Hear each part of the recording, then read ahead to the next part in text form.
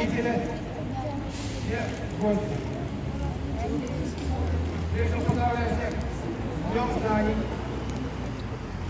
Уважаемым первоклассникам желаю полюбить свою школу, найти здесь много новых друзей, приобрести много знаний, быть успешными.